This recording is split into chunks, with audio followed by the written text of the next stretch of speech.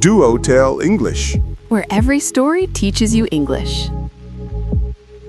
Hello, everyone, and welcome back to Duo Tale English. I am Marcus, and today we are solving one of the most frustrating problems in all of English learning. You know the one. You study a word, you learn it, you feel good about it, you close the book, and 3 days later it is completely gone, vanished, as if it was never in your brain at all. And you think, why? Why do I keep forgetting words? What is wrong with my memory? And I am Lena. And Marcus, nothing is wrong with your memory. Nothing is wrong with anyone's memory who struggles to remember vocabulary. The problem is not the memory. The problem is the method. The way most people try to learn vocabulary is scientifically the least effective way there is. And today, episode 31, we are going to replace that with techniques that actually work. Techniques based on how the human brain actually processes, stores, and retrieves information.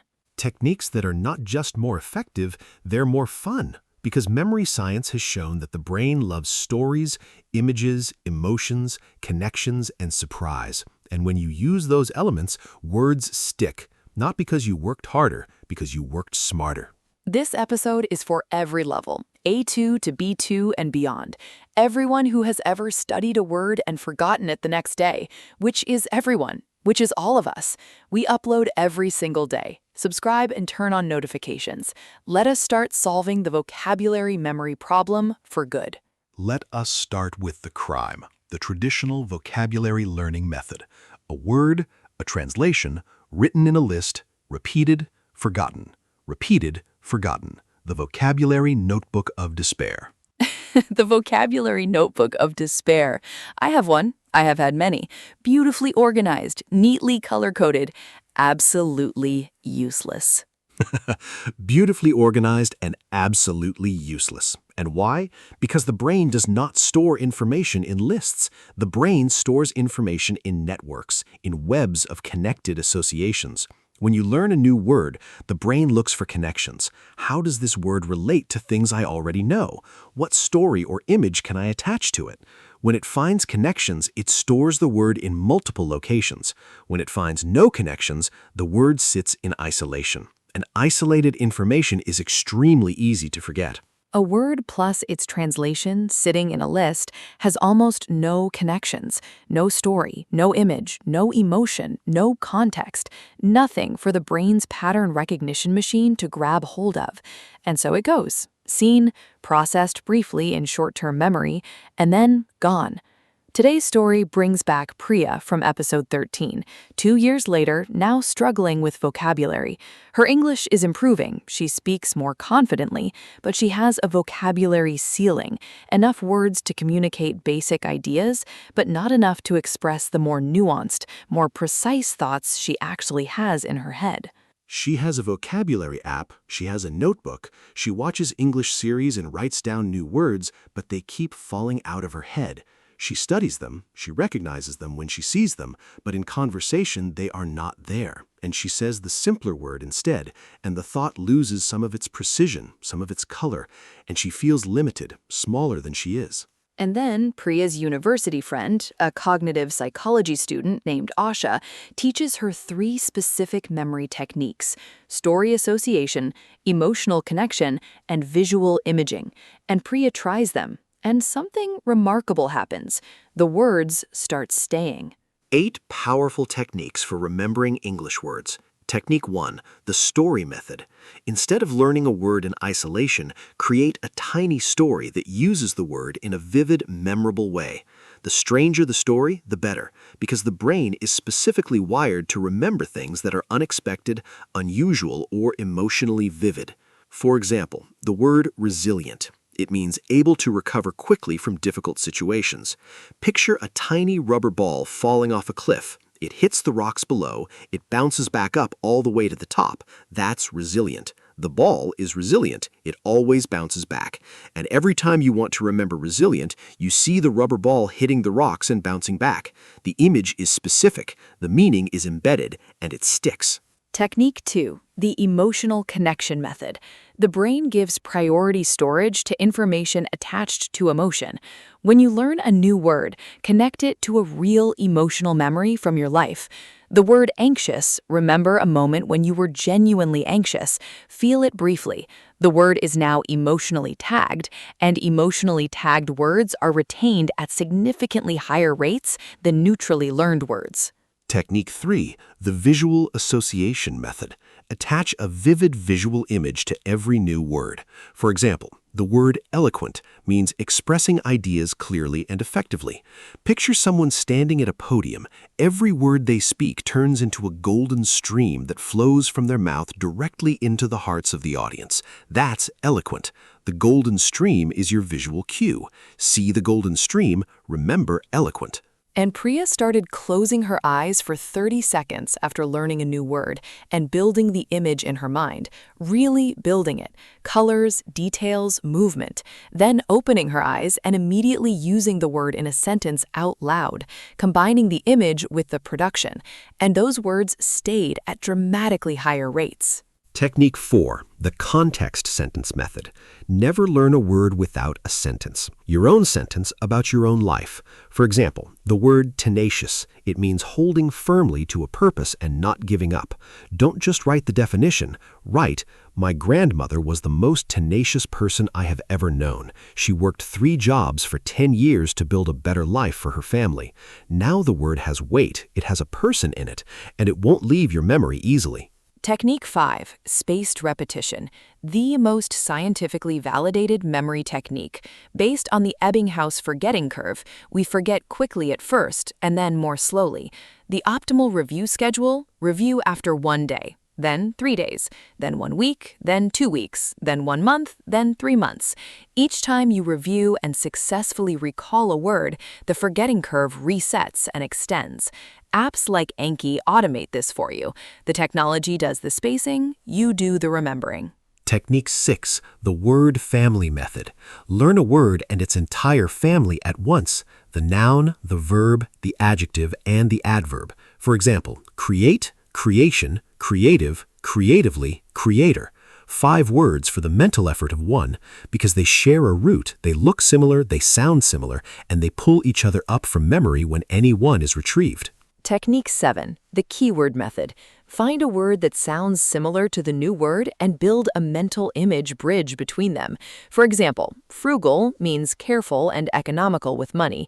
Imagine a frog called Frugal who never spends money. Frugal the frog always saves his lily pads. Hear frugal, think of Frugal the frog, remember economical. Silly, memorable, effective. Frugal the frog, perfect, because silly works, memorable works. The brain doesn't care if the memory aid is dignified, it cares if it's distinctive, and Frugal the frog is very distinctive. Frugal the frog forever. Technique 8. Use the word immediately and repeatedly. Every time you produce a word, use it actively in your own speech or writing, the memory trace deepens. Reading is passive, but actively producing a word, actively constructing a sentence, is an act of retrieval, and retrieval is one of the most powerful consolidation tools there is. Every use strengthens the memory trace until the word is truly automatic, truly yours. So for every word you learn today, use it. In a comment, in a text to a friend, in your English diary. Say it out loud in a sentence about your real life. Use it and then use it again tomorrow. 3 uses in 3 days, and that word will stay in your vocabulary. Vocabulary learning is also more efficient in themed groups. Instead of learning random words, learn words in the same conceptual neighborhood. Overwhelmed, swamped, frazzled, stressed out, burnt out, at the end of my rope, all in the neighborhood of too much, too tired. Learn the neighborhood and every word reinforces every other. 3 months after Asha taught Priya the techniques, Priya is in a conversation with her professor, and she says, the methodology has some limitations, it's somewhat reductive in its approach, and I think the findings might be more nuanced than the authors acknowledge. Reductive, nuance, acknowledge. 3 words that were in her vocabulary notebook and gone the next day using the old method. 3 words that appeared spontaneously, naturally, exactly where they were needed, without searching, without translating, just there. The ability to say exactly what you mean, that's worth every strange story and every Frugal the frog and every 3-sentence context diary entry. 5 fun exercises to do today. Exercise 1. Word of the day story. Choose one new word. Write a 3-sentence story with a character, an action, and a feeling. Read it out loud. Exercise 2. Feeling word scan. Right now, scan your actual emotional experience and find the English word that best captures it. Say it, write it in a sentence. Exercise 3. Word family web. Take any word today, map its noun, verb, adjective, and adverb forms. Write a sentence for each. Exercise 4. Memory Palace Walk. Imagine a familiar place. Place new vocabulary words at specific locations. Build a vivid image at each one. Walk the path to retrieve the words. Exercise 5. Comment Vocabulary Challenge. Write one sentence in the Duotale English comments using any vocabulary word from our episodes about your real life today. Word Expert. 12 vocabulary words about memory and learning. Word 1. Retention, the ability to keep information in memory over time. Spaced repetition dramatically improves vocabulary retention. Say it. My vocabulary retention is improving with better techniques. Word 2. Recall, the ability to bring information back from memory on demand. The goal is not recognition, but recall, getting the word to appear when you need it. Say it. I practice until I can recall words naturally. Word 3. Association, a mental connection between two pieces of information. Building strong associations between words and vivid images dramatically improves retention. Say it. I create associations for every new word. Word 4. Mnemonic, a memory aid, a pattern, story, or image to make information easier to remember. Creating a mnemonic for each new word takes time up front, but saves enormous time because the word stays. Say it. I use mnemonics to remember difficult words.